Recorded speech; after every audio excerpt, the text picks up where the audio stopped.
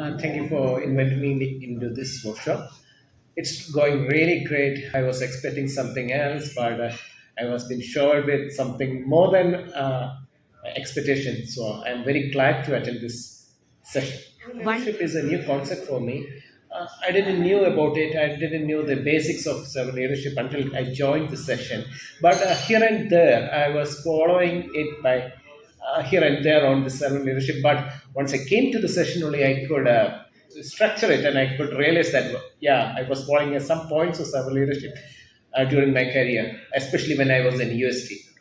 Definitely yes, because whether it's a profit-oriented company or a non-profit-oriented company, definitely there should be a kind of values in whatever we do. So, as a servant leader or a servant leadership, you should set some examples for your teammates, for the company, even for the business to understand that you are following the servant leadership, so that the values will be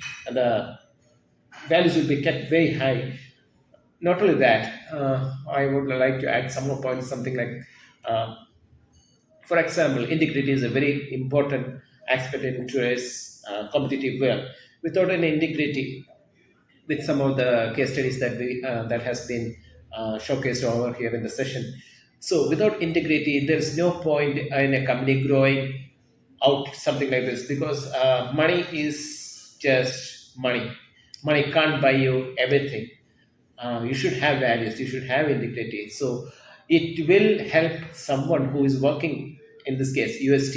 If I would be very proud to be a part of UST, stating that I have been following all these values, all this integrity. So I'm really happy to have be on this session, and I would also uh, be very happy that UST is following servant leadership, which will help UST to grow much more and which will help the UST associates to be proud of. Definitely, yes.